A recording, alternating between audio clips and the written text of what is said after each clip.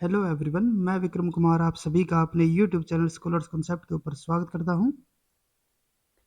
Cell biology unit से related आज हमारा लेक्चर नंबर 5 रहेगा और आज के लेक्चर में हम बात करेंगे ग्लूकोज एंड वाटर ट्रांसपोर्ट के लिए। लास्ट लेक्चर के अंदर हमने मेम्ब्रेन ट्रांसपोर्ट की बात की थी और उसके अंदर हमने आपको बताया था कि जो हमारे मेम्ब्रेन के थ्रू जो ट्रांसपोर्ट होता है वो हमारा मेजरली दो टाइप से यहाँ पे हमारा हो सकता है। फर्स्ट हमारा यहाँ पे जैसे कि होता है पैसिव और सेकंड हमारा यहाँ पे हो सकता है एक्टिव। ठीक है, पैसिव के अंदर हमने दो टाइप यहाँ पे पढ़े थे। एक हमारा यहाँ पे होता था सिंपल डिफ्यूजन, ठीक है, और सेकंड हमारा यहाँ पे होता था फैसिलिटेटेड डिफ्यूजन। फैसिलिटेटेड डिफ्यूजन, ठीक है। और फैसिलिटेटेड डिफ्यूजन के अंदर हमने दो टाइप फिर से पढ़े थे। फर्स्ट हमारा यहाँ पे होता था कैरियर, ठीक है, और कैरियर के अंदर हमने यूनिट ट्रांसपोर्ट को पढ़ा था, यूनिपोर्ट हम यहाँ पे इसको बोल सकते हैं। और सेकंड जो हमारा यहाँ पे टाइप होता था वो हमारा यहाँ पे होता था चैनल्स के थ्रू, ठीक है। उसके बाद अगर यहाँ पे बात करते हैं एक्टिव ट्रांसपोर्ट के लिए, तो इसके भी यहाँ पे हमारे दो टाइप होते थे। फर्स्ट हमारे यहाँ पे होता था प्राइमरी एक्टिव ट्रांसपोर्ट और सेकंड हमारे यहाँ पे होता था सेकेंडरी एक्टिव ट्रांसपोर्ट, ठीक है। तो ये सब हमने लास्ट लेक्चर के अंदर डिस्कस किया था। तो आज के लेक्चर में हम बात करेंगे कि जो हमारे यहाँ पे ग्लूकोज होता है और जो हमारे यहाँ पे वाटर होगा वो किस तरीके से हमारी जो मेम्ब्रेन होगी उसके थ्रू हमारे यहाँ पे ट्रांसपोर्ट होता है, ठीक है। और ये जो हमारे यहाँ पे ग्लूकोज ट्रांसपोर्ट होगा या फिर जो हमारे यहाँ पे वाटर ट्रांसपोर्ट होता है वो हमारे यहाँ पे किसके टाइप होंगे, वो हमारे यहाँ पे पैसिव ट्रांसपोर्ट के अंदर जो हमारे यहाँ पे फैसिलिटेटेड डिफ्यूजन आता है इसी के अंदर हमारे यहाँ पे आएंगे, ठीक है। तो इन्हीं को यहाँ पे हम आज के लेक्चर में डिस्कस करके चलते हैं और एक एक करके जो हमारे यहाँ पे एक्टिव ट्रांसपोर्ट भी है या फिर जो हमारे यहाँ पे डिफरेंट और दूसरे ट्रांसपोर्टर भी जो हमारे यहाँ पे जो होते हैं उनको भी हम आगे के जो हमारे फर्दर लेक्चर्स होंगे उनके अंदर हम उनको कवर करके चलेंगे, ठीक है। तो आज के लेक्चर में यहाँ पे सिर्फ बात करेंगे ग्लूकोज और वाटर ट्रांसपोर्ट के लिए, ठीक है। तो इसी के अंदर यहाँ पे हमारा फर्स्ट यहाँ पे इसको करने से पहले, ठीक है, जो हमारे यहाँ पे ग्लूकोज और वाटर ट्रांसपोर्ट होता है उसको करने से पहले यहाँ पे हमारा एक डाउट यहाँ पे रहता है कि जो हमारे यहाँ पे तो सिंपल डिफ्यूजन था, ठीक है, और एक जो हमारे यहाँ पे यूनिट पोर्ट ट्रांसपोर्ट और ये हमारा किसके अंदर आएगा कैरियर मीडिएटेड के थ्रू, ठीक है। तो इनके अंदर यहाँ पे हमारा बेसिकली डिफरेंस क्या रहता है, देखो यहाँ पे एक चीज तो क्लियर है कि जो हमारे यहाँ पे यूनिपोर्ट होगा, यूनिपोर्ट क्योंकि हमारा क्या हो गया एक कैरियर ट्रांसपोर्ट हो गया और कैरियर ट्रांसपोर्ट यानी कि इसके अंदर हमारा क्या होता है एक हमारा स्पेसिफिक प्रोटीन हमारे यहाँ पे होगा जो कि इस ट्रांसपोर्ट को यानी कि यूनिपोर्ट को करवाने के अंदर हेल्प करेगा। लेकिन जो हमारे यहाँ पे सिंपल डिफ्यूजन होता है इसके अंदर हमारा कोई भी हमें पर्टिकुलर प्रोटीन की यहाँ पे हमें जरूरत नहीं पड़ती, ठीक है। जैसे कि यहाँ पे हमने अभी पीछे आपको बताया कि जो हमारे यहाँ पे फैसिलिटेटेड डिफ्यूजन होता है उसी के अंदर कैरियर का एक टाइप हमारा क्या होगा यूनिपोर्ट होगा। और फैसिलिटेटेड डिफ्यूजन का मतलब ही यहाँ पे क्या होता है कि यहाँ पे इसको फैसिलिटेट करवाने के लिए, ठीक है, यहाँ पे हमारा क्या होगा एक पर्टिकुलर प्रोटीन हमारे यहाँ पे होता है। अब ये प्रोटीन हमारे यहाँ पे कैरियर की तरह भी हो सकता है और ये हमारा चैनल की तरह भी यहाँ पे हो सकता है, ठीक है। और क्योंकि यूनिपोर्ट हमारा किसका एक टाइप हो गया कैरियर का टाइप हो गया तो इसीलिए जो हमारे यहाँ पे यूनिपोर्ट होगा इसके अंदर यहाँ पे हमें क्या होगा एक प्रोटीन की रिक्वायरमेंट यहाँ पे रहती है। जबकि जो हमारे यहाँ पे सिंपल डिफ्यूजन होता है उसके अंदर हमारा क्या होगा कि जो हमारे यहाँ पे जो मॉलिक्यूल पास हो रहा है जिसका डिफ्यूजन यहाँ पे हो रहा है उसकी क्या हाइड्रोफोबिसिटी है, उसका साइज यहाँ पे कितना है और उसके लिए यहाँ पे कितना कंसंट्रेशन ग्रेडियंट यहाँ पे बना हुआ है, यानी कि यहाँ पे उसकी क्या कंसंट्रेशन है और अंदर उसकी क्या कंसंट्रेशन है, इसी के ऊपर यहाँ पे हमारा क्या करेगा इस पर्टिकुलर प्रोटीन का या फिर जो भी हमारा मॉलिक्यूल यहाँ पे इसके थ्रू पास हो रहा है उसके डिफ्यूजन रेट के ऊपर हमारी जो डिफरेंट फैक्टर है वो हमारे यहाँ पे डिपेंड करेंगे, ठीक है। तो इन्हीं के अंदर यहाँ पे हमारा क्या डिफरेंसेस होता है उन्हीं को यहाँ पे अगर हम डिस्कस करके चलते हैं तो फर्स्ट हमारे यहाँ पे डिफरेंस क्या आएगा, the rate of substrate movement by simple diffusion is much slower than uniporter through a pure phospholipid bilayer. जो हमारे यहाँ पे यूनिपोर्ट के थ्रू जो हमारे यहाँ पे ट्रांसपोर्ट होगा उसके अंदर जो हमारे यहाँ पे रेट होता है रेट ऑफ सबस्ट्रेट मूवमेंट वो हमारे यहाँ पे क्या होगा हाइयर होगा, ठीक है। जबकि जो हमारे यहाँ पे सिंपल डिफ्यूजन होता है उसके अंदर ये हमारा स्लो रहेगा एज कंपेयर टू यूनिपोर्ट, ठीक है। पार्टीशन कोफिशिएंट के is irrelevant in uniport because the transport molecule never enter the hydrophobic core of the phospholipid bilayer. देखो जैसे कि हमने जो सिंपल डिफ्यूजन हमने जब पढ़ा था तो उसके अंदर हमारा एक पॉइंट आ रहा था पार्टीशन कोफिशिएंट का, ठीक है। और ये अल्टीमेटली हमारा जाके किसके ऊपर किसको अफेक्ट करेगा हाइड्रोफोबिसिटी को हमारा वहां पे इफेक्ट करेगा। तो जो हमारे यहाँ पे यूनिपोर्ट के थ्रू जो हमारे यहाँ पे ट्रांसपोर्ट होगा उसके अंदर हमारा हाइड्रोफोबिसिटी या फिर हम कह सकते हैं कि जो हमारे यहाँ पे पार्टीशन कोफिशिएंट है ये हमारे यहाँ पे ज्यादा मैटर नहीं करेगा, ठीक है। यूनिपोर्ट के अंदर ये जो हमारा यहाँ पे एक पॉइंट है पार्टीशन कोफिशिएंट, वो हमारा क्या हो जाता है, एक इररिलेवेंट हमारे यहाँ पे हो जाता है। ठीक है, लेकिन जो सिंपल डिवीजन होता है उसके अंदर पार्टीशन कोफिशिएंट का बहुत ही ज्यादा यहाँ पे हमें रोल देखने को मिलता है। ठीक है, नेक्स्ट यहाँ पे है in uniport V max is achieved. V max हमारे यहाँ पे क्या हो जाता है, मैक्सिमम डिफ्यूजन, मैक्सिमम रेट हम यहाँ पे इसको बोल सकते हैं कि जो हमारा यहाँ पे डिफ्यूजन रेट था ना, वो हमारा मैक्सिमम कब पहुंचेगा। In uniport V max is achieved when the concentration gradient across the membrane is very large and each uniporter is working at its maximum rate। देखो यहाँ पे हमारा क्या होता है कि जो हमारे यहाँ पे यूनिपोर्ट होगा, यूनिपोर्ट जो हमारे यहाँ पे ट्रांसपोर्ट हो रहा है उसके अंदर जो हमारे यहाँ पे मेम्ब्रेन है, जैसे कि ये मेम्ब्रेन हो गई, तो इसका जो कंसंट्रेशन ग्रेडियंट होगा ना मॉलिक्यूल का, वो हमारे यहाँ पे जो यूनिपोर्ट के थ्रू ट्रांसपोर्ट हो रहा है उसको यहाँ पे इफेक्ट जरूर करेगा। अगर हम यहाँ पे सिंपली बात करते हैं कि जो हमारा सिंपल डिफ्यूजन होता है, सिंपल डिफ्यूजन के लिए क्या होता है कि यहाँ पे हमारा जो कंसंट्रेशन ग्रेडियंट है वो क्या बना हुआ है और यहाँ पे हमारी कंसंट्रेशन वो क्या है। ठीक है, तो ये जो कंसंट्रेशन ग्रेडियंट यहाँ पे फॉर्मेशन हुआ है, ये हमारा क्या करेगा, डायरेक्टली हमारे यहाँ पे सिंपल डिफ्यूजन को अफेक्ट कर देगा। बट जो हमारे यहाँ पे यूनिपोर्ट होता है इसके अंदर ना सिर्फ यहाँ पे कंसंट्रेशन ग्रेडियंट प्लस यहाँ पे क्या होना चाहिए कि जो हमारे यहाँ पे यूनिपोर्ट होगा, यूनिपोर्ट का मतलब क्या हुआ, यहाँ पे हमारा एक मॉलिक्यूल है, यानी कि यहाँ पे हमारा एक प्रोटीन है। ठीक है, और एक मेम्ब्रेन के अंदर यूं नहीं है कि हमारे यहाँ पे सिर्फ एक ही हमारा यहाँ पे यूनिपोर्ट होगा, ऐसे ही बहुत सारे हमारे यहाँ पे हो सकते हैं। तो अगर हम यूनिपोर्ट के लिए मैक्सिमम रेट की बात करें, देखो सिंपल डिफ्यूजन के अंदर तो सिर्फ हमारा कंसंट्रेशन ग्रेडियंट हमारे यहाँ पे होता था, एक अकेला कंसंट्रेशन ग्रेडियंट हमारे यहाँ पे होगा। ठीक है, लेकिन जो हमारा यूनिपोर्ट के थ्रू जो ट्रांसपोर्ट होगा उसके अंदर ना सिर्फ कंसंट्रेशन ग्रेडियंट बल्कि उसके साथ साथ क्या होगा कि जितने भी हमारे यहाँ पे यूनिपोर्ट है वो सारे के सारे हमारे यहाँ पे क्या करने चाहिए, वो मैक्सिमम रेट पे अपना यहाँ पे काम करना चाहिए। वे सारे के सारे यहाँ पे क्या होना चाहिए, वो भी यहाँ पे इस मॉलिक्यूल को ट्रांसपोर्ट करेंगे, तभी हमारे यहाँ पे मैक्सिमम रेट पहुंच पाएगा। अब अगर ऐसा हो कि हमारे यहाँ पे टोटल 100 हमारे यहाँ पे यूनिपोर्टर है और इसमें से सिर्फ 50 हमारे यहाँ पे अभी काम कर रहे हैं, तो इसका तो यहाँ पे कोई फायदा नहीं है, यानी कि हमारा यहाँ पे जो मैक्सिमम रेट है वो अभी तक यहाँ पे हाफ तक ही पहुंचेगा, वी मैक्स बाई हाफ ही यहाँ पे हम पहुंच पाएंगे, क्योंकि सारे के सारे हमारे यहाँ पे यूनिपोर्ट काम कर ही नहीं रहे। ठीक है, तो इसीलिए जो हमारे यहाँ पे यूनिपोर्ट के थ्रू जो ट्रांसपोर्ट होगा उसके अंदर ना सिर्फ कंसंट्रेशन ग्रेडियंट बल्कि कितने यूनिपोर्टर हमारे यहाँ पे वर्किंग है वो भी यहाँ पे हमारा फैक्टर इसको अफेक्ट करेगा। ठीक है, in uniport transport is reversible and the direction of transport will change if the direction of the concentration gradient changes. ठीक है, और यही हमें यहाँ पे जो सिंपल डिफ्यूजन होता है उसके अंदर भी यहाँ पे हमें देखने को मिलता है। In uniport, transport is specific as a single uniporter transport only a single type of molecule और a single group of closely related molecules। जो हमारा यूनिपोर्टर होता है ना वो क्या करता है, वो हमारा एक बहुत ही ज्यादा स्पेसिफिक हमारे यहाँ पे हो जाता है, वो या तो सिर्फ एक ही पर्टिकुलर मोलिक्यूल को यहाँ पे हमारा ट्रांसपोर्ट करवाएगा, only single type of molecule, या फिर एक group of a single group of closely related molecules, या फिर क्लोजली रिलेटेड मोलिक्यूल्स को या फिर एक फैमिली को यहाँ पे हमारा ट्रांसपोर्ट करवाएगा। ठीक है, तो ये हमारे यहाँ पे जो होता है सिंपल डिफ्यूजन और यूनिपोर्ट के अंदर हमारे यहाँ पे डिफरेंसेस या फिर उनके यहाँ पे हम कंपैरिजन में यहाँ पे हम उनको बोल सकते हैं। उसके बाद नेक्स्ट हम यहाँ पे बात करते हैं ग्लूकोज ट्रांसपोर्ट के लिए, जो कि आज का हमारे यहाँ पे मेन टॉपिक भी हमारे यहाँ पे आता है। तो ग्लूकोज ट्रांसपोर्ट के अंदर हमारे यहाँ पे क्या होगा, glucose is transported by a uniport called GLUT found in the plasma membrane of the most mammalian cell. देखो जो हमारे यहाँ पे ग्लूकोज ट्रांसपोर्ट जो होता है वो हमारा किसके अंदर आएगा, वो हमारा आता है फैसिलिटेटेड ट्रांसपोर्ट के अंदर। ठीक है, फैसिलिटेटेड ट्रांसपोर्ट। और फैसिलिटेटेड ट्रांसपोर्ट भी हमने यहाँ पे दो टाइप के पढ़े थे, कौन कौन से हमारे यहाँ पे होते थे, एक हमारे यहाँ पे था कैरियर मीडिएटेड और दूसरा हमारे यहाँ पे कौन सा होता था, चैनल मीडिएटेड। ठीक है, और चैनल के अंदर हमारे यहाँ पे क्या आता था, यूनिपोर्ट। तो इसका मतलब क्या हुआ कि जो हमारे यहाँ पे ग्लूकोज ट्रांसपोर्ट जो होगा वो हमारा किसके थ्रू होता है, फैसिलिटेटेड डिफ्यूजन के थ्रू। ठीक है, और फैसिलिटेटेड डिफ्यूजन या फिर फैसिलिटेटेड ट्रांसपोर्ट भी में भी किसके टाइप के थ्रू, कैरियर के थ्रू। ठीक है, क्योंकि यूनिपोर्ट किसका टाइप है, कैरियर का यहाँ पे हमारा टाइप है, तो यानी कि जो यहाँ पे ग्लूकोज का ट्रांसपोर्ट होगा वो हमारा किसके थ्रू होगा, कैरियर मीडिएटेड फैसिलिटेटेड डिफ्यूजन के थ्रू। ठीक है, और जो यहाँ पे अगर हम पर्टिकुलर बात करें कि कौन सा हमारे यहाँ पे यूनिपोर्ट इसके अंदर इन्वॉल्व होगा, तो वो हमारे यहाँ पे होता है ग्लूट।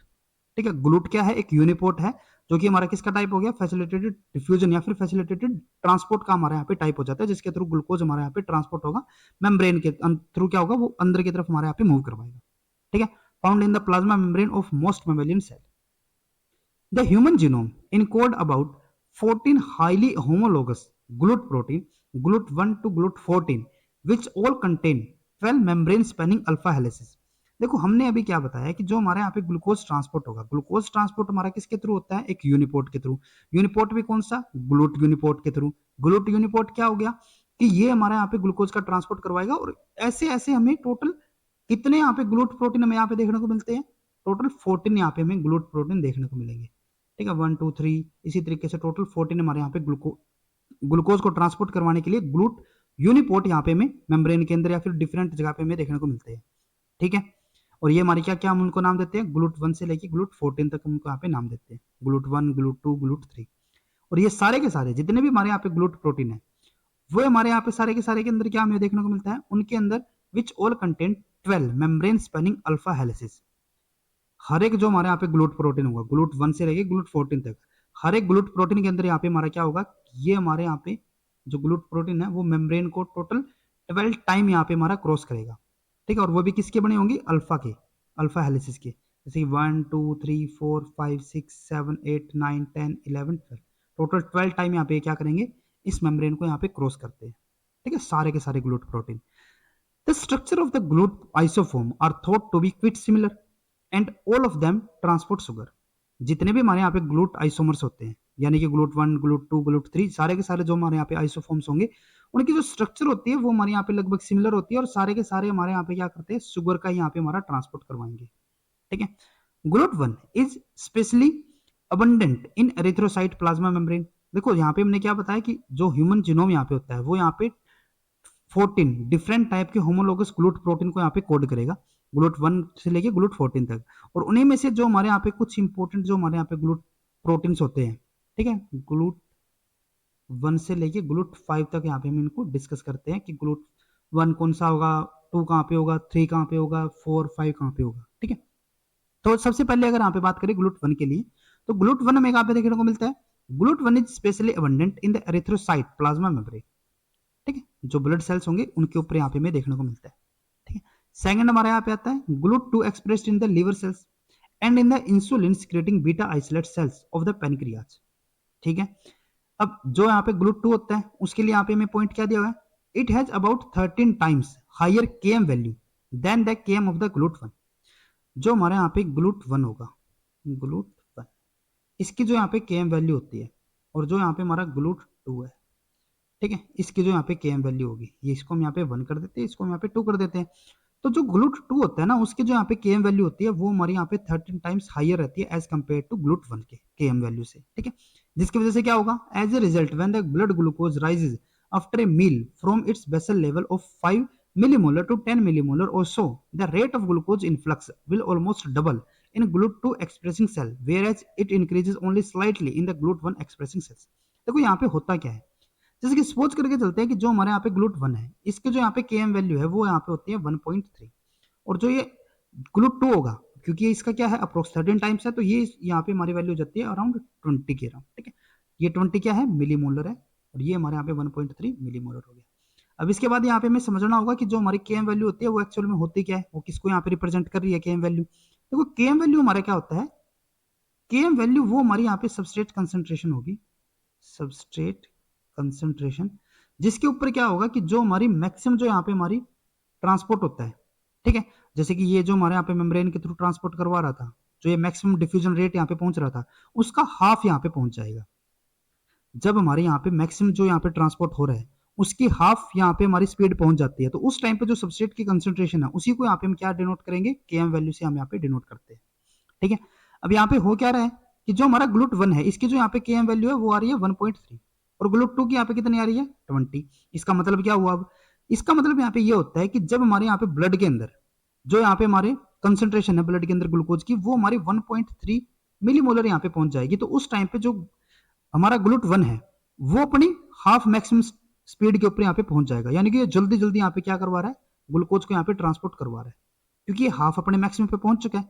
और अगर हम बात करें जो हमारा ग्लूट 2 है, अगर इसमें भी हम 1.3 मिलीमोलर अगर हम यहाँ पे कंसंट्रेशन रख रहे हैं, तो क्या ये अपने हाफ के ऊपर पहुंचेगा, बिल्कुल भी नहीं पहुंचेगा, क्योंकि ये अपने हाफ पे कम पहुंचेगा जब यहाँ पे कंसंट्रेशन क्या हो जाएगी, अबाउट 20 मिलीमोलर यहाँ पे हो जाएगी। ठीक है, यानी कि इसके केस में अगर हम यहाँ पे बात करते हैं तो यहाँ पे जब इतनी कंसंट्रेशन हुई 1.3 यानी कि बहुत कम कंसंट्रेशन में भी क्या कर रहा है GLUT1 यहाँ पे ज्यादा से ज्यादा ग्लूकोज को यहाँ पे अंदर की तरफ ट्रांसपोर्ट करवा रहा है। ब्लड के अंदर ग्लूकोज की कंसंट्रेशन कम थी, फिर भी यहाँ पे हमारा क्या हो रहा है कि जो GLUT1 है वो यहाँ पे उसको अंदर की तरफ और भी इंसर्ट करवा रहा है। जबकि दूसरी तरफ अगर यहाँ पे बात करते हैं GLUT2 के लिए, तो जब यहाँ पे हम इसको 1.3 कंसंट्रेशन अगर देंगे तो इसके ऊपर कोई ज्यादा इफेक्ट यहाँ पे नहीं होगा। क्यों नहीं होगा? क्योंकि ये तो बहुत ज्यादा इसको कंसंट्रेशन चाहिए अपने हाफ मैक्सिमम पे जाने के लिए। ठीक है अपना। अब उसके बाद यहाँ पे कंडीशन हमें क्या दी हुई है, देखो इन्होंने यहाँ पे फर्स्ट ये तो बोल दिया कि यहाँ पे जो हमारा GLUT1 है ना उसकी यहाँ पे जो Km वैल्यू है वो हमारी 13 टाइम्स लोअर रहेगी, या फिर हम इसको दूसरा ये भी कह सकते हैं कि GLUT2 की यहाँ पे जो Km वैल्यू है वो हमारी यहाँ पे 13 टाइम्स हायर रहती है एज कंपेयर टू GLUT1। ठीक है। और आगे इन्होंने बोला है as a result when the blood glucose rises after a meal from its basal level of 5 millimolar to 10 millimolar. जैसे यहाँ पे हमने खाना खाया, खाना खाते यहाँ पे देखो होता क्या है कि जो हमारे यहाँ पे बेसल ग्लूकोज लेवल है ब्लड के अंदर, ठीक है, वो हमारे यहाँ पे 5 मिलीमोलर था पहले। अब यहाँ पे 5 मिलीमोलर अगर है तो यानी कि इसका मतलब क्या हुआ कि जो अपना GLUT1 है वो ऑलरेडी यहाँ पे अपना मैक्सिमम लेवल पे पहुंच चुका होगा। 1.3 जब यहाँ पे कंसंट्रेशन हो रही थी, ठीक है, तब तो ये अपना हाफ पे पहुंच चुका था। अगर 5 में यहाँ पे इसको दे देंगे तो ये तो अपना मैक्सिमम के अराउंड पहुंच जाएगा। ठीक है, यानी कि फर्दर इसके अंदर हमें कोई ज्यादा चेंज यहाँ पे नहीं देखने को मिलेगा। अगर कोई अपना मैक्सिमम लेवल पे ऑलरेडी पहुंच चुका है, अब अगर यहाँ पे फिर से हम इसको और भी ज्यादा ग्लूकोज देंगे तो ये थोड़ी ना आगे जाएगा, ये तो अपना मैक्सिमम पे पहुंच चुका है। थोड़ा बहुत यहाँ पे इंक्रीज डिक्रीज हमें देखने को मिल सकता है, लेकिन कुछ ज्यादा यहाँ पे हमें इनफैक्ट इसके ऊपर नहीं देखने को मिलेगा।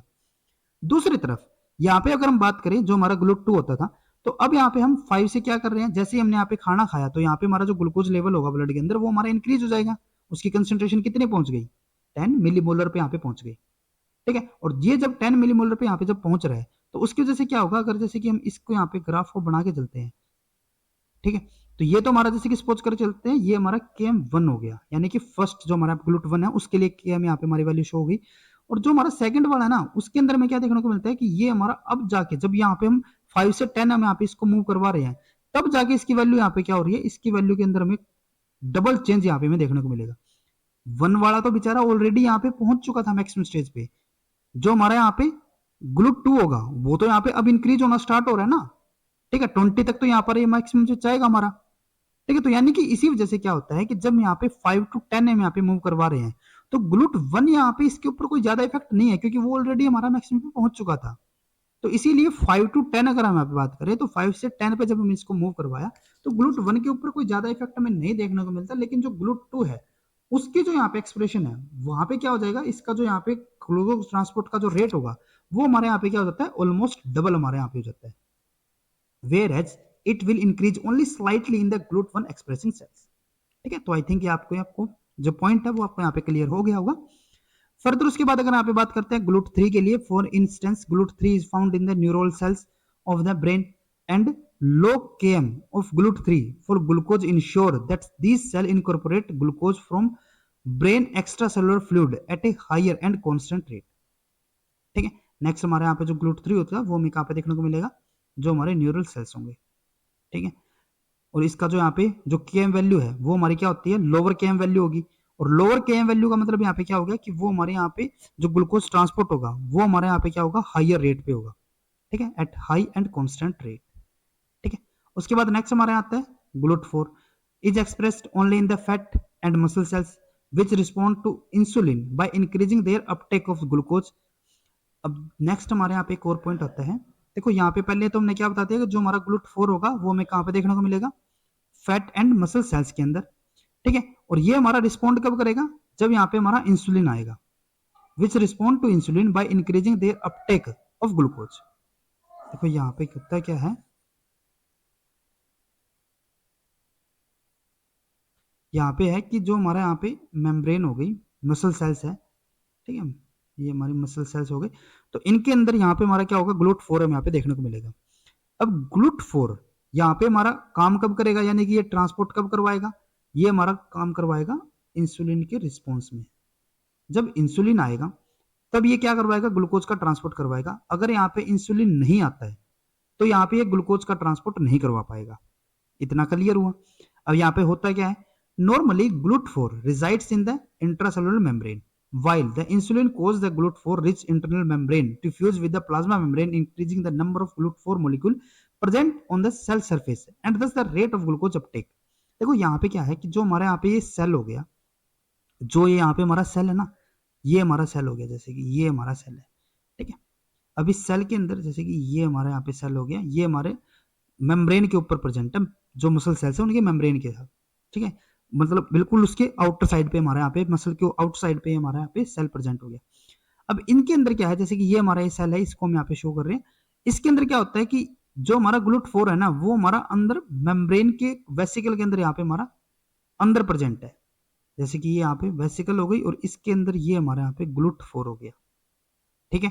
जब यहाँ पे हमारा इंसुलिन नहीं आया था तब तक की बात है ये। अब जैसे ही हमारे यहाँ पे इंसुलिन आया, इसने क्या किया कि ये जो मेम्ब्रेन थी ना, इसको यहाँ पे प्लाज्मा मेम्ब्रेन, ये जो हमारी वेसिकल थी, इसको प्लाज्मा मेम्ब्रेन के साथ यहाँ पे फ्यूज करवा दिया। और फ्यूज करवाने से क्या हुआ कि जो यहाँ पे हमारा ये प्रोटीन होता था, ये वाला जो प्रोटीन होता था GLUT4, वो हमारा क्या हुआ, वो हमारे इस मेम्ब्रेन के अंदर, प्लाज्मा मेम्ब्रेन के अंदर हमारे यहाँ पे आ गया, यानी कि प्लाज्मा मेम्ब्रेन के साथ यहाँ पे फ्यूज हो गया ये, ठीक है, अपीयर हो गया ना। पहले ये कहाँ पे था, वेसिकल की फॉर्म में अंदर पड़ा हुआ था, लेकिन ये क्या हुआ, फ्यूज हो गया। कब, जब यहाँ पे इंसुलिन आया। तो इसका मतलब यहाँ पे क्या होता है कि जैसे हमारे यहाँ पे इंसुलिन आएगा, तो ये जो GLUT4 वेसिकल की फॉर्म में यहाँ पे हमारा पड़ा हुआ था, वो हमारे यहाँ पे मेम्ब्रेन के ऊपर अपीयर हो जाएगा। और जैसे ही यहाँ पे अपीयर होगा, तो यहाँ पे क्या होगा, ग्लूकोज का अपटेक यहाँ पे स्टार्ट हो जाएगा। तो इसी वजह से यहाँ पे क्या होता है कि जैसे हमारे यहाँ पे इंसुलिन आएगा, तब हमारे यहाँ पे ग्लूकोज का ट्रांसपोर्ट स्टार्ट होता है। Any defect in the movement of the GLUT4 to the plasma membrane are one of the cause of the adult onset of type 2 diabetes। अब यहाँ पे सपोज करके चलो कि यहाँ पे इंसुलिन आए ही ना, ठीक है, या फिर जो हमारे यहाँ पे GLUT4 है वो यहाँ पे मेम्ब्रेन के ऊपर आए ही ना, तो उससे क्या होगा, यहाँ पे हमारा मेम्ब्रेन के ऊपर ग्लूकोज आएगा नहीं, सॉरी, जो हमारे यहाँ पे GLUT4 होगा, मेम्ब्रेन के ऊपर GLUT4 आएगा ही नहीं। और GLUT4 अगर यहाँ पे नहीं आता है, तो उसकी वजह से क्या होगा, जो यहाँ पे ग्लूकोज का अपटेक हो रहा था, क्या वो होगा यहाँ पे, वो यहाँ पे नहीं होगा। और उसी की वजह से यहाँ पे हमारा क्या होता है, टाइप 2 डायबिटीज, ठीक है। तो ये हमारे यहाँ पे किसके रिगार्डिंग होगा, GLUT4 के लिए। लास्ट हमारे यहाँ पे आता है GLUT5 has a higher specificity for fructose and it transport dietary fructose from intestinal lumen to the inside of the cell. देखो यहाँ पे एक और इंपॉर्टेंट चीज आती है जिसको आप यहाँ पे याद रखना है कि जो हमारा GLUT5 होगा ना, वो देखो हमारा ग्लूकोज को तो ट्रांसपोर्ट करवाता ही है, लेकिन साथ साथ ये हमारा फ्रुक्टोज को भी यहाँ पे ट्रांसपोर्ट करवाएगा। और एक और इंपॉर्टेंट बात यहाँ पे क्या है कि एज कंपेयर टू ग्लूकोज, ये हमारे यहाँ पे फ्रुक्टोज को ज्यादा स्पेसिफिसिटी या फिर ज्यादा हायर स्पीड से यहाँ पे हमारा ट्रांसपोर्ट करवाएगा एज कंपेयर टू ग्लूकोज, ठीक है। GLUT4 की, सॉरी, जो GLUT5 है उसकी जो यहाँ पे स्पेसिफिसिटी होती है, वो हमारे किसके लिए ज्यादा होगी, फ्रुक्टोज के लिए ज्यादा होगी, ठीक है। ये किसके लिए ज्यादा रिस्पॉन्सिबल होगा, फ्रुक्टोज के लिए यहाँ पे ज्यादा रिस्पॉन्सिबल होगा एज कंपेयर टू ग्लूकोज, ठीक है। तो ये हमारे यहाँ पे डिफरेंट टाइप के ग्लूट प्रोटीन्स हमारे यहाँ पे हो जाते हैं, जिनके रिगार्डिंग डिफरेंट जो हमारे यहाँ पे फंक्शंस है या फिर जो उनकी डिफरेंट यहाँ पे प्रॉपर्टीज है, आप उनको यहाँ पे ध्यान में रख सकते हो। नेक्स्ट हमारे यहाँ पे सेकंड टाइप हो जाता है वाटर ट्रांसपोर्ट के लिए, ठीक है। अभी तक हमने जो पढ़ा था वो हमारा किसके लिए होता था, ग्लूकोज ट्रांसपोर्ट। अब हम यहाँ पे बात करते हैं वाटर ट्रांसपोर्ट के लिए। और जो हमारा वाटर ट्रांसपोर्ट होता है ना, ये हमारा क्या होता है, एक चैनल होता है। ये जो हमारा वाटर ट्रांसपोर्ट होगा ना, वो हमारा किसके थ्रू होता है, चैनल के थ्रू हमारे यहाँ पे ट्रांसपोर्ट होगा। और चैनल की अगर हम यहाँ पे बात करें, तो चैनल भी हमारा किसका टाइप होगा, ये भी हमारे यहाँ पे होता है फैसिलिटेटेड डिफ्यूजन, फैसिलिटेटेड डिफ्यूजन या फिर फैसिलिटेटेड ट्रांसपोर्ट, ठीक है। तो इसके अंदर भी यहाँ पे हमारा क्या होगा, कुछ प्रोटीन हमारे यहाँ पे होंगे जो कि वाटर का ट्रांसपोर्ट करवाने के अंदर हमें हेल्प करेंगे। अब यहाँ पे ना एक क्वेश्चन हमारा ये भी आता है कि जैसे हमने जब लास्ट लेक्चर के अंदर जब हमने सिंपल डिफ्यूजन को पढ़ा था, तो उसके अंदर हमने आपको बताया था कि जो हमारा वाटर ट्रांसपोर्ट है ना, वो तो हमारा वैसे भी हो सकता है, मतलब उसके लिए हमें किसी पर्टिकुलर प्रोटीन की यहाँ पे जरूरत नहीं है, फिर हमें यहाँ पे चैनल की क्यों जरूरत पड़ी। तो उसी के अंदर हमने एक पॉइंट और डिस्कस किया था कि कुछ हमारे ऐसे मॉलिक्यूल भी होते हैं जो कि हमारे नॉर्मली अपने आप भी यहाँ पे सिंपल डिफ्यूजन के थ्रू ट्रांसपोर्ट हो सकते हैं, लेकिन जो हमारा सिंपल डिफ्यूजन के थ्रू, जैसे कि हमने पीछे भी जो हमारी स्लाइड थी उसके अंदर भी हमने इस पॉइंट को डिस्कस किया था कि जो हमारे यहाँ पे यूनिपोर्ट होता है ना, या फिर जो हमारा फैसिलिटेटेड डिफ्यूजन होगा जो भी, ठीक है, वो हमारा हायर रेट पे होता है एज कंपेयर टू जो हमारा यहाँ पे सिंपल डिफ्यूजन हो, ठीक है। जो हमारा सिंपल डिफ्यूजन हो रहा था, जैसे कि वाटर था, वाटर के पास दोनों चांसेस है, दोनों उसके पास यहाँ पे पॉसिबिलिटीज है कि वो सिंपल डिफ्यूजन से भी जा सकता है और वो हमारे यहाँ पे चैनल के थ्रू भी जा सकता है। अब जब यहाँ पे सिंपल डिफ्यूजन के थ्रू जब जा रहा था ना, तो इसका जो रेट था वो हमारे यहाँ पे क्या था, स्लोवर था। और जैसे ही यहाँ पे चैनल के थ्रू जाने लगा, तो इसका जो यहाँ पे रेट था वो यहाँ पे इंक्रीज हो गया। तो ये किसके थ्रू यहाँ पे जाना ज्यादा बेटर करेगा, जो हमारा चैनल हो गया उन्हीं के थ्रू। तो इसीलिए वाटर का ट्रांसपोर्ट यहाँ पे हमें किसके थ्रू देखने को मिलता है, चैनल्स के थ्रू यहाँ पे हमें देखने को मिलेगा, ठीक है। अब यहाँ पे क्या होता है, the aquaporin allow water and a few other small uncharged molecule like glycerol to cross cellular membrane efficiently. यहाँ पे क्या होता है कि जो हमारे यहाँ पे एक्वापोरिन होते हैं, एक्वापोरिन हमारे क्या होंगे, ये हमारे चैनल्स होते हैं, ठीक है, और जो कि क्या करते हैं, वाटर को यहाँ पे ट्रांसपोर्ट करवाने के अंदर हेल्प करेंगे, ठीक है। और ना सिर्फ वाटर बल्कि कुछ जो स्मॉल अनचार्ज्ड मॉलिक्यूल, जैसे कि यहाँ पे हमारा जो ग्लिसरॉल होता है, वो भी हमारे यहाँ पे एक्वापोरिन के थ्रू ट्रांसपोर्ट हो जाते हैं कई बार, ठीक है। In active form an aquaporin is tetrameric of identical 28 kilodalton subunit in which each subunit contain 6 membrane spanning alpha helices that form a central pore।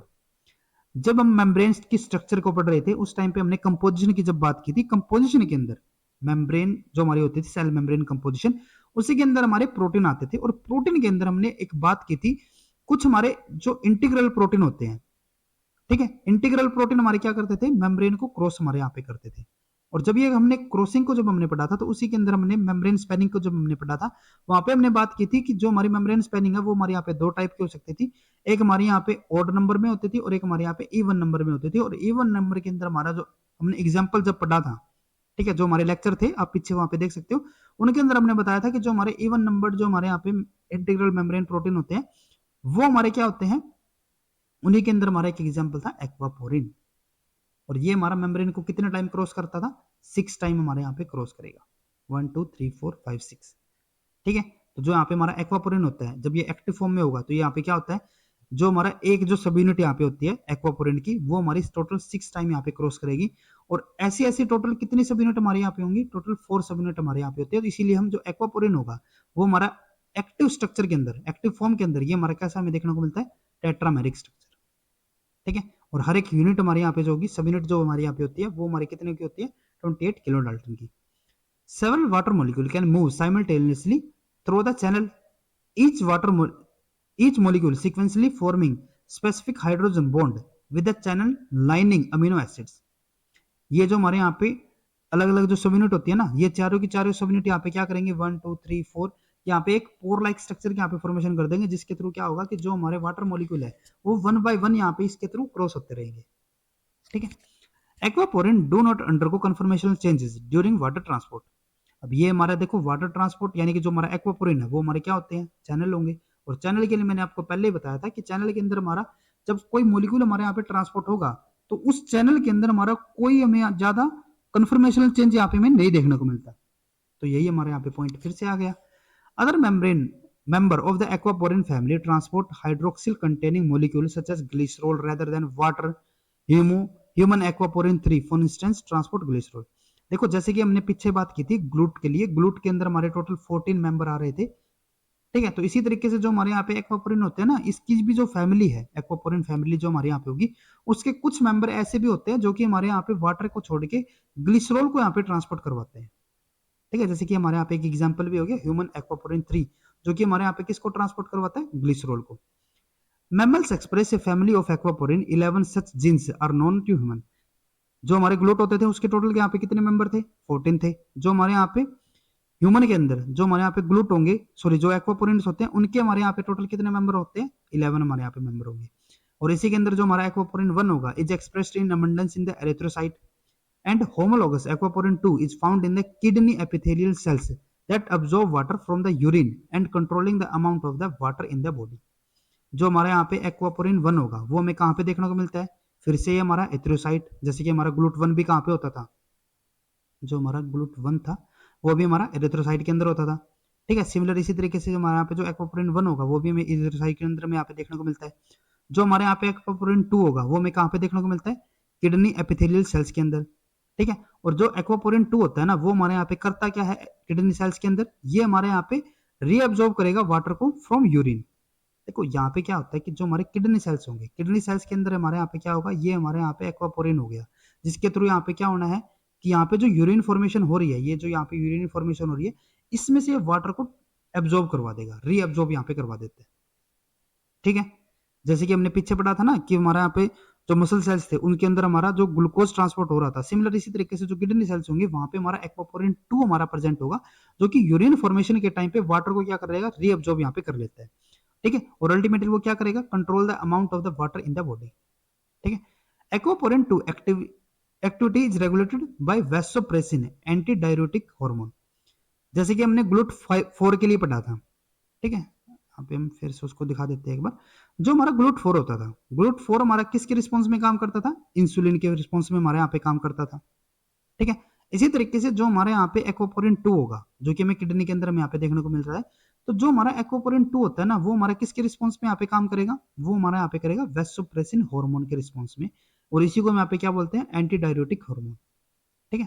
तो यहाँ पे हमारा क्या हुआ, जैसे कि ये हमारे यहाँ पे किडनी सेल्स हो गए, इन्हीं के अंदर ये हमारे यहाँ पे किडनी का सेल है, एपिथेलियल सेल हमारे यहाँ पे है, इसको थोड़ा सा हम ज्यादा वो कर देते हैं, जैसे कि ये हमारे यहाँ पे एपिथेलियल सेल्स हो गया, किडनी एपिथेलियल सेल। अब इसी ये हमारा जो यहाँ पे सेल होगा वो किसके रिस्पॉन्स में काम करेगा? एंटी डाययूरेटिक हार्मोन के रिस्पॉन्स में, यानी कि वैसोप्रेसिन हार्मोन के रिस्पॉन्स में यहाँ पे काम करेगा। In the resting state water is being excreted to form urine.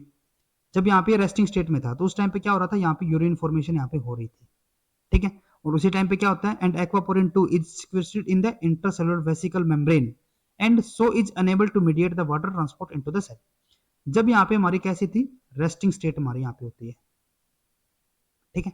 Resting state में क्या होगा? यहाँ पे हमारा वैसोप्रेसिन हार्मोन नहीं होगा। जब तक ये यहाँ पे नहीं आएगा तो उस टाइम पे क्या होगा कि जैसे कि हमने ग्लूट 4 के लिए पढ़ा था, सिमिलर वैसा ही केस हमारे यहाँ पे फिर से होगा। यहाँ पे हमारी क्या होती है? वेसिकल फॉर्मेशन हमारे यहाँ पे होती है, और वेसिकल के अंदर हमारे यहाँ पे क्या होता है? यहाँ पे हमारा एक्वापोरिन 2 हमें यहाँ पे देखने को मिलेगा। ये हमारे यहाँ पे क्या हो गया? एक्वापोरिन 2 हमारे यहाँ पे हो गया, ठीक है। रेस्टिंग स्टेट थी, यहाँ पे वैसोप्रेसिन हार्मोन नहीं आया, तब तक यहाँ पे हमारा एक्वापोरिन 2 क्या होगा? वेसिकल के अंदर हमारे यहाँ पे इस तरीके से सिक्वेस्टेड होगा। इसका मतलब क्या हुआ कि यहाँ पे हमारा एक्वापोरिन 2 अभी तक मेम्ब्रेन पे नहीं आया। जब तक ये यहाँ पे नहीं आएगा, वाटर ट्रांसपोर्ट हमारे यहाँ पे या फिर वाटर एब्जॉर्बेंस हमारे यहाँ पे नहीं हो पाएगी। अब उसके अपोजिट यहाँ पे क्या होता है? जब यहाँ पे हमारा वैसोप्रेसिन हार्मोन आ जाएगा तो उस टाइम पे क्या होगा?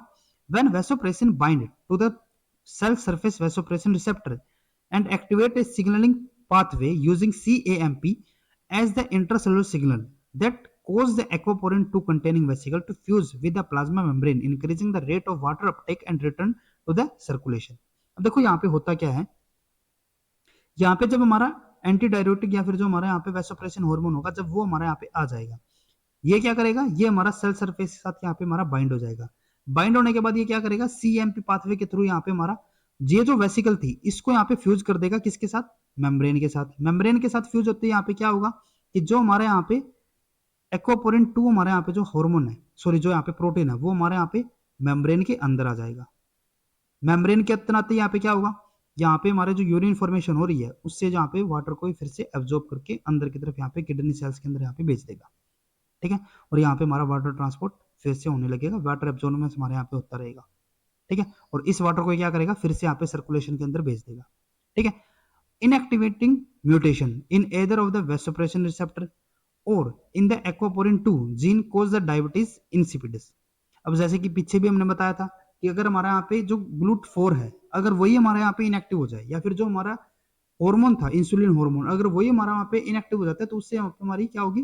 ग्लूकोज का ट्रांसपोर्ट नहीं होगा, ठीक है। और उसी को हमने क्या बताया था? डायबिटीज हमने बताया था। सिमिलर इसी तरीके से यहाँ पे हमारा क्या होगा कि सपोज करके चलो यहाँ पे हमारा एंटी डायबिटिक हार्मोन यहाँ पे हमारा बने ही ना, ठीक है, या फिर जो हमारे यहाँ पे रिसेप्टर हो ये इसको रिसेप्ट करे ही ना, ठीक है। तो उससे क्या होगा? जो हमारे यहाँ पे एक्वापोरिन 2 होगा वो हमारे यहाँ पे वेसिकल के अंदर ही यहाँ पे रहेगा। अगर ये अंदर रहेगा तो यहाँ पे हमारा वाटर ट्रांसपोर्ट नहीं हो पाएगा, और अगर यहाँ पे वाटर ट्रांसपोर्ट नहीं हो पाता है तो उसी की वजह से जो हमारे यहाँ पे डिजीज होती है वो हमारी कौन सी होगी? डायबिटीज इंसिपिडस, ठीक है।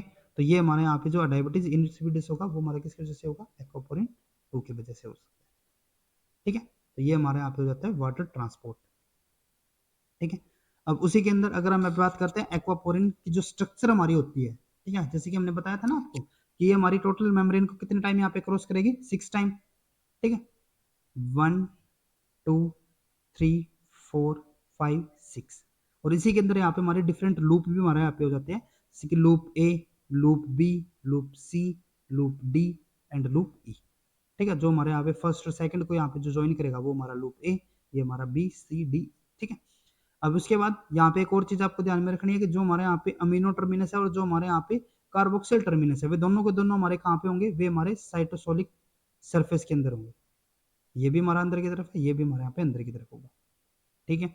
The primary structure of aquaporin 1 is single peptide chain that span the membrane 6 time. ये टोटल हमारे यहाँ पे कितने टाइम क्रॉस कर रहा था? 6 time. The amino acid and hydroxyl terminus are located in the cell containing 3 extracellular rings ACE and 2 intracellular rings B and D। Intracellular हमारे कौन कौन से होंगे? Loop B and loop D होंगे। और जो हमारे बाहर की तरफ होंगे एक्स्ट्रा सेलुलर में हमारे यहाँ पे होंगे वो हमारे कौन कौन से होते हैं? A C and E. B and E rings are hydrophobic and any variation will cause a decrease in the activity of the aquaporin। The asparagine valine align, ये हमारे क्या हो गया? एस्पार्जिन हमारे यानी एन, वेलाइन यानी कि हमारे यहाँ पे क्या हो गया? वी, और ये हमारे यहाँ पे हो जाता है ए। यहाँ पे वेलाइन नहीं आएगा, यहाँ पे प्रोलिन आएगा यहाँ पे, ठीक है? यहाँ पे करेक्ट कर लेना। ये हमारे यहाँ पे क्या होगा? प्रोलिन होगा। तो ये हमारा क्या हो गया? एनपीए डोमेन हमारे यहाँ पे हो जाता है। NPA motif, NPA motif located on the B and E ring are a common feature of the member of the aquaporin family. जो हमारे यहाँ पे एक्वापोरिन फैमिली होगी, इसके जितने भी हमारे यहाँ पे प्रोटीन होंगे, ठीक है, एक्वापोरिन 1 से लेके एक्वापोरिन 11 तक, सभी के अंदर यहाँ पे हमारा क्या होगा? टोटल 6 टाइम हमारे यहाँ पे मेम्ब्रेन को क्रॉस कराने के लिए डोमेन्स होंगे। और इन्हीं के अंदर जो हमारे यहाँ पे लूप बी होता है, लूप बी के अंदर और जो हमारे यहाँ पे लूप ई होगा, इन दोनों के अंदर हमारे यहाँ पे क्या होगा? एक एनपीए डोमेन हमारे यहाँ पे होता है। एन का मतलब यहाँ पे एस्पार्जिन, पी का मतलब प्रोटीन, और ये हमारे यहाँ पे एलेनिन हो गया, ठीक है? और ये दोनों के दोनों जो हमारा एनपीए, ये दोनों हमारे यहाँ पे जो डोमेन होते हैं, ये हमारे यहाँ पे इंपॉर्टेंट होंगे। किसके लिए? इंपॉर्टेंट होंगे स्पेसिफिसिटी के लिए, ठीक है? स्पेसिफिसिटी, ठीक है? अगर इनके अंदर हमारे यहाँ पे कोई भी म्यूटेशन अगर हमारे यहाँ पे होती है एनपीए के अंदर, तो यहाँ पे हमारा जो एक्वापोरिन होता है, इसकी स्पेसिफिसिटी हमारे यहाँ पे डिक्रीज हो जाती है, ठीक है? तो ये पॉइंट भी आपको यहाँ पे ध्यान में रखना है। अब उसके बाद जैसे कि हमने फर्स्ट यहाँ पे हमने जो पढ़ा, वो हमारे कौन से होते थे? यहाँ पे जो ग्लूटम ने पढ़ा था, यानी कि जो हमारे यहाँ पे ग्लूकोज का ट्रांसपोर्ट जो हमारे करवाते थे, और वो हमारे किसके अंदर आते थे? कैरियर्स के अंदर हमारे यहाँ पे आते थे। सेकंड हमने जब पढ़ा, वो हमारे यहाँ पे होते हैं एक्वापोरिन, जो कि हमारे वाटर का ट्रांसपोर्ट करवाते थे, और वो हमारे आते किसके अंदर थे? चैनल्स के अंदर आते थे। अब चैनल के अंदर ही हमारे यहाँ पे एक और हमारे यहाँ पे एग्जाम्पल आता है आइनोफोर्स का, ठीक है? ये भी हमारे यहाँ पे क्या होंगे? चैनल्स हमारे यहाँ पे होंगे, ठीक है? और चैनल का मतलब क्या होगा? फैसिलिटेटेड डिफ्यूजन या फिर फैसिलिटेटेड ट्रांसपोर्ट के अंदर, ठीक है? These are a class of compound that form complexes with the specific ion and facilitate their transport across the cells membrane, ठीक है? ये हमारे यहाँ पे कुछ कंपाउंड होते हैं जो कि हमारे यहाँ कॉम्प्लेक्सेस होंगे, जो कि हमारे यहाँ पे क्या होंगे? स्पेसिफिक आयन्स का हमारे यहाँ पे ट्रांसपोर्ट करवाएंगे। An ionophore typically has a hydrophilic pocket, a hole that form a binding site specific to a particular ion। जो हमारे आयनोफोर होते हैं ना, ये हमारे क्या करवाएंगे? स्पेसिफिक आयन का ही हमारे यहाँ पे ट्रांसपोर्ट करवाते हैं, ठीक है? The exterior surface of an ionophore is a hydrophobic, allowing the complex ion in its pocket to cross the hydrophobic membrane। इसके हमारे यहाँ पे एग्जांपल आते हैं, जैसे कि नाइस्टेटिन, ये हमारा क्या करेगा? Form a channel in the membrane, channel आ गया ना, हमने बताया था, form a channel in the membrane for monovalent cation and anion and has proven useful for altering the cation composition of the cell। Second हमारे यहाँ पे example आता है ग्रामिसिडी, जो हमारा निस्टेटिन था ना, वो हमारे यहाँ पे किसकी ट्रांसपोर्ट यहाँ पे हमारा करवा रहा था? मोनोवेलेंट कैटाइन या फिर एनाइंस की। सेकंड हमारे यहाँ पे जो ग्रामिसिडिन होता है, वो हमारे यहाँ पे किसको ट्रांसपोर्ट करवाएगा? Form a dimeric channel specific to monovalent cations. Nystatin क्या करवाता था? मोनोवेलेंट कैटाइन एंड एनाइन, और ये हमारा सिर्फ मोनोवेलेंट कैटाइन की यहाँ पे ट्रांसपोर्ट करवाएगा। नेक्स्ट हमारे यहाँ पे आता है वेलिनोमाइसिन, जो कि यहाँ पे क्या करेगा? Carry potassium ion across the membrane with A high selectivity and has been used extensively to impose a high potassium permeability और cell membrane। लास्ट हमारे यहाँ पे एग्जांपल आता है मोनेंसिन, ये हमारे क्या करेगा? Is a carrier with a specificity for sodium ion.